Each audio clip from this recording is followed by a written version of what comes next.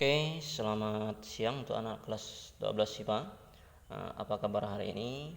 Mudah-mudahan selalu sehat ya. Oke, sebelum kita belajar, mari kita berdoa menurut kepercayaannya masing-masing, biar nanti diberikan kelancaran dan kepintaran ya. Oke, berdoa dimulai. Selesai. Oke, baik. Nah, anak, hari ini kita akan belajar atau melanjuti materi tentang limit fungsi ya. Oke, di sini sebelumnya kita harus tahu konsep limit fungsi trigonometri ya.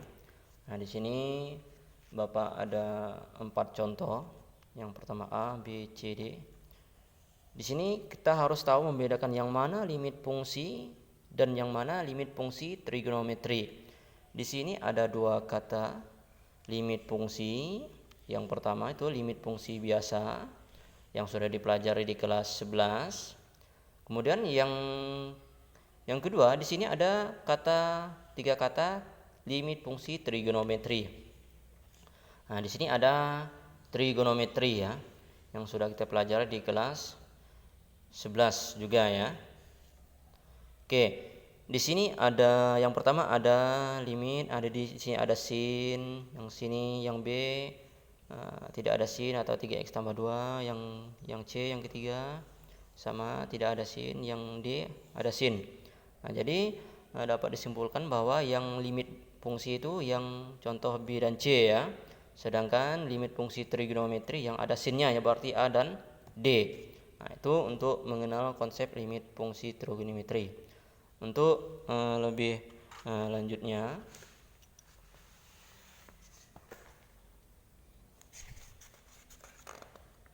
nah kita ke contoh. Oke, contoh. Oke, di sini lim x sama dengan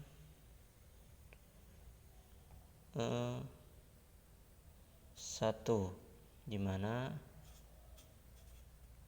sin 90 per x. Nah, di sini nomor 1, tentukan limit sin 90 per x jika x mendekati 1 ya. Maka tinggal kita hitung sin 90 itu berapa tuh? 1 ya. Ingat gak masih? Nah, sedangkan x ini 1 berarti 1, jadi 1 per 1 sama dengan 1. Intinya kalian harus ingat lagi tentang trigonometri ya. Contoh kedua, misalkan lim x sama dengan 90 derajat, di mana sin x sama dengan 3. Nah, di sini kita perhatikan sin x. Nah, di mana x itu sama dengan 90 derajat per 3. Jadi tinggal kita masukkan sin x-nya adalah 90 derajat per 3, di mana sin 90 itu adalah 1 ya per 3. Jadi hasilnya 1 per 3. Oke, untuk yang contoh ketiga, ini contoh dasar ya. Misal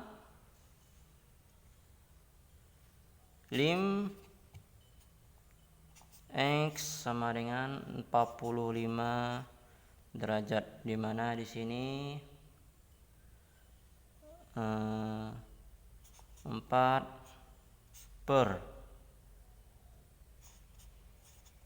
tan x. Nah, tan x itu sama dengan 4 per tan X, X-nya 45 derajat ya. Berarti tan 45 derajat. Tinggal masukkan aja tan 45 derajat. Kemudian 4 tentang tan 45 itu berapa tuh? 1 juga ya. Jadi 4 per 1 sama dengan 4. Keingat, jadi hanya kalian ingatkan saja sin ya, sin 90 dari 0 sampai 90 ya. Sudut istimewa yang kelas 10 kalau tidak salah. Jadi harus ingat lagi lah untuk sudut istimewa dari 0 sampai 90. Tapi dia banyak ya sampai 360. Jadi kalian harus paham lah masalah sudut istimewa. Jadi harus diingatkan kembali ya. Kalau tidak ingat, jadi tidak bisa untuk mengerjakan untuk trigono ini ya. Oke, misalkan lagi soal nomor 4. Misal lim X 90 derajat di mana sin X per 3 cos 4X ditambah V sama dengan, di sini X adalah 90 berarti sin 90 derajat per 3 cos 4. X nya adalah 90 ya, kali 90 ditambah P itu adalah 180. Nah, jadi 90 sin 90 itu sama dengan 1 ya.